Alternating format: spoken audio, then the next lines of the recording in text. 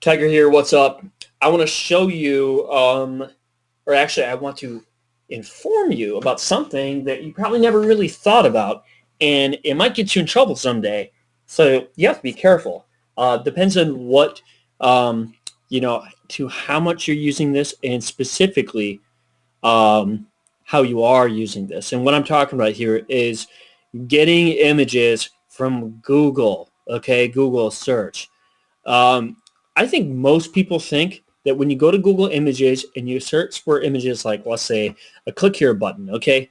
Let's say you're creating a blog post and you want to get a click here button in your blog post. And a lot of network marketers do this. I always did it. I've always done this.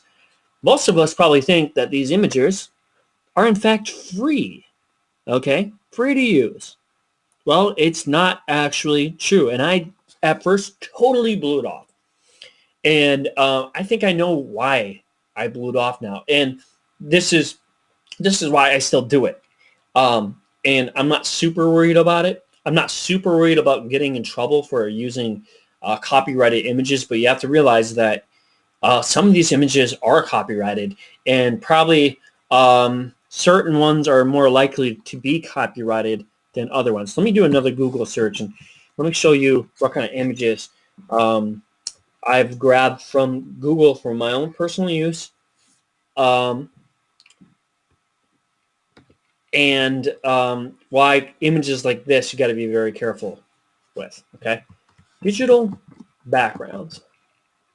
Okay, you might never search for this kind of image, but I was looking for really cool image backgrounds like this, kind of digitally, kind of like futuristic looking, okay, for my e-course, okay?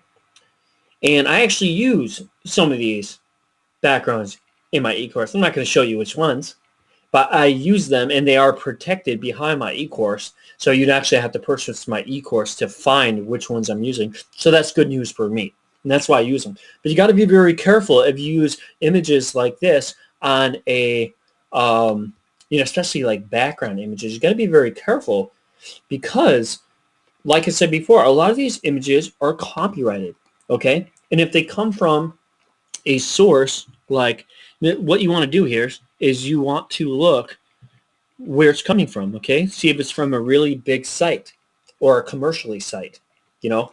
And I think this one actually has some watermarks here. Photo. You know, you wouldn't want to use that one because those photo watermarks look really stupid, all the numbers. But let's see where this is coming from.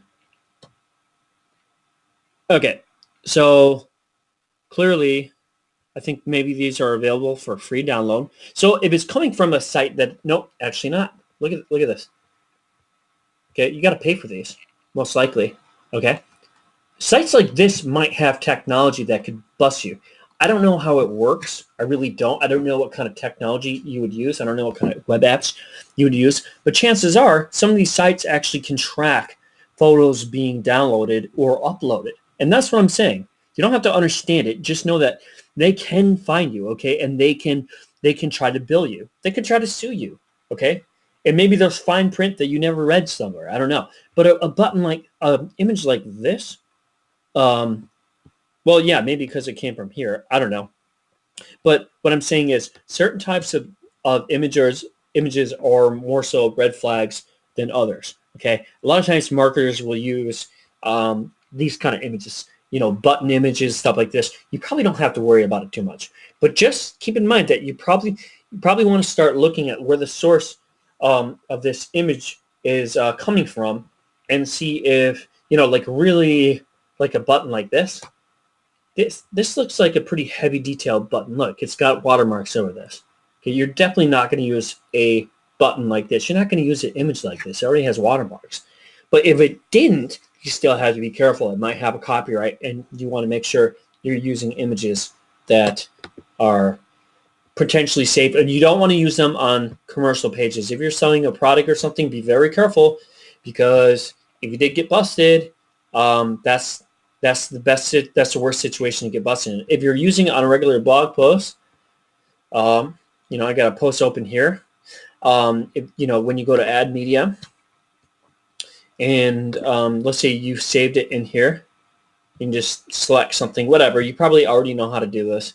But if you're just creating a blog post just to advertise your content, or just to create, let's say you're not trying to sell something, that's a good situation to use Google Images, okay? Because you're not actually selling something. I mean, image copyright is hard to understand. I think there's a lot of gray areas with it. So, you know, I don't know exactly how it works, but I do know that you can get in trouble for it if you are not being careful, and if you're using really popular images that were clearly created by a company and you're using them in the wrong way. That's the situation where you could get busted, because you might get some random email from this random website saying, hey, you're using one of our uh, copyright images, and you need to take it off, and also we're going to fine you. So I've read stories about this online, and I just wanted to make sure that I was aware of this, because I at first completely blew it off. I just thought you could go in here and take any image that you want, and I think most people think you could do that. But it's not the case, and unfortunately, Google just allows us to search for images, which is kind of dumb. Like, we're not just going to sit here and look at images. We're going to use them for something. So I think Google should actually get in trouble, because they're allowing us to actually share and use these images. You know, that's stupid. You know, they're really the culprits. They give us this opportunity. So that's kind of dumb, but whatever. That's all I wanted to share. Peace out, Tiger.